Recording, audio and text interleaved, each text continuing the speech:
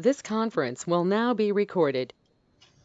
And thanks for joining us, everyone. I think we'll just go ahead as usual and have each of our superintendents just start off with a quick update on what's going on with their districts. Susan, if you want to start us off.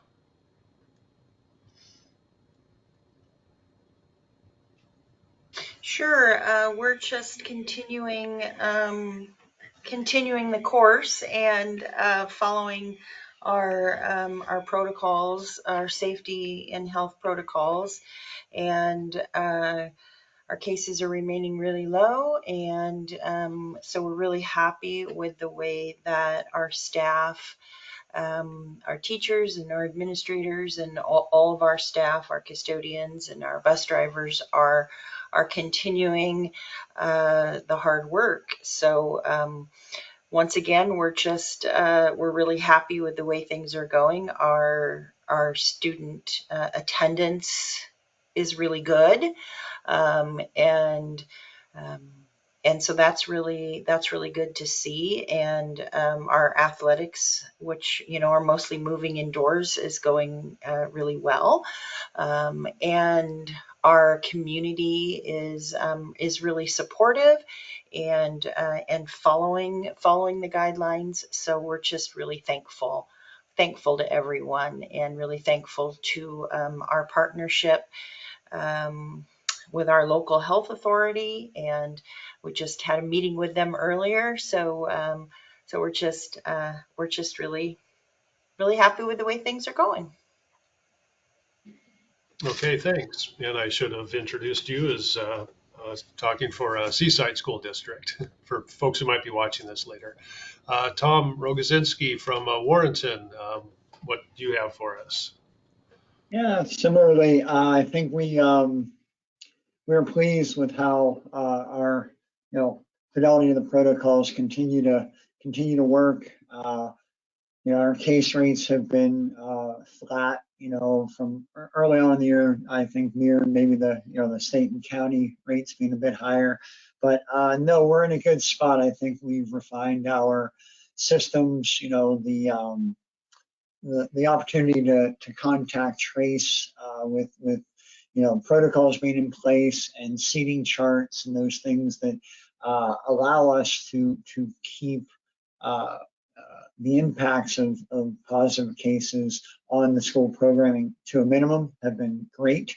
So it is, as Susan said, around attendance, it is really pleasing to see our attendance remain strong even through the face of the impacts of COVID. And also, our parents, while we know it can be frustrating to have to have students stay home because of quarantine due to close contact, and they get it, and they get that that's a huge part of what keeps us able to stay running and open without broader shutdowns, and we appreciate that for sure. So it's going well, and we are, as Susan said, we're also looking towards the sports moving more indoors, and knowing that that has a set of challenges I think we faced in volleyball in the fall, but now with basketball and wrestling ramping up, just sort of being ready to transform those protocols into that environment is our next step. Okay, thanks. Okay, Bill Fritz from Napa, what do you have for us? Yeah, I think as time goes along, are beginning to feel more and more like normal. For example, Susan and Tom mentioned athletics. Last year, basketball was at the end of the year, which was kind of strange, but now it's at the proper time. We just finished the fall sports seasons, and they felt like they're back to normal. Our kindergartners got to go to the pumpkin patch, around Halloween time. So, I mean, things this year just seem a little bit more, inching toward normal as compared to how they were last year, and certainly the year before. So that's exciting. In Napa right now, we have no positive COVID cases. We have no students under quarantine, and just one staff member in quarantine due to an outside of school contact, and that person's not even ill, but they have to be out for a little bit. So, the numbers are good. Students are learning, they're in school, and we're excited about that. And we just are happy to have things continue to become more normal. And we think that normalcy really helps our students because they need that. It helps them feel more settled. It helps them to feel more secure, and helps them, frankly, with their learning. So, we're glad to be moving in that direction. Of course, we're following all the protocols as required, the masking and all that, but the proper distancing, and just all the same things we've been doing. But we're glad not to see as high case numbers in the community or in our schools. All right, great. And just joining us in time, Craig from Astoria wondered if you had an update for us. Yes, thank you, and I'm sorry I'm late. I just ran in from a different meeting. I just heard a little bit of Bill's, but I'll echo the little bit that I did hear. We haven't had a case inside our schools 2.5, 3 weeks now. I know we're keeping an eye on some cases outside of school contact, but inside the school, we haven't had a case in about 2.5 weeks. So we're real happy with two things: parents really monitoring kids' symptoms at home, as well as our health and safety protocols are working within our buildings for now. And know that we're ready and been successful with not having any spread this year when we do have cases. So it's getting more and more normal every day, which feels good. So. Okay, great, thanks. And finally, Margot Lalich, you have any updates from Public Health? Oh, you're muted. It's my first school meeting so far today.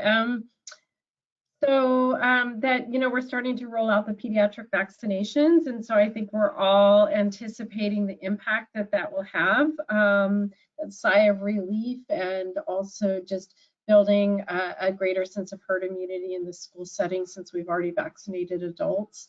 And continuing that outreach because we are on an allocation in our county. We'll be making those vaccines available over a more extended period of time, as far as we know.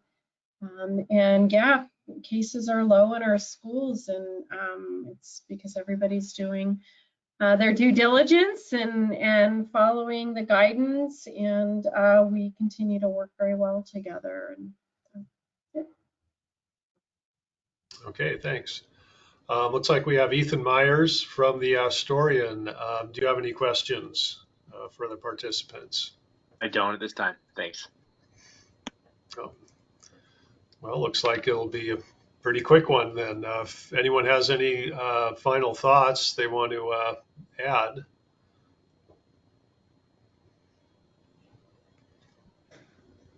I just think, the one thing, this is public health thinking forward. And it was a question was asked yesterday. We had the same meeting with hospitals, or the day before, is that that sense of normalcy, right? And how we aspire to creating and integrating a sense of normalcy.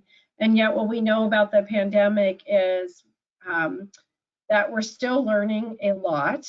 And with every intervention we learn, because we evaluate based upon the data we collect, but also not to get too comfortable. I think we've been humbled enough. And so I think we're just, encouraged. There's a sense of normalcy, and yet this recognition that it's not over yet, and that we need to be vigilant and prepared, that we might be surprised. And so I'm just very aware of that, very mindful of it. And as we move into the holiday seasons with more events, more gatherings, more people vaccinated, that there might be this sense of we're all done with it, right? But we can relax. And I think that we need to still make sure to implement those protective measures we have in place for a while longer, and just be patient. Great, thank you. Okay, well, if we don't have any questions or any more comments, I guess we could wrap up today. Thanks, everyone, for joining us.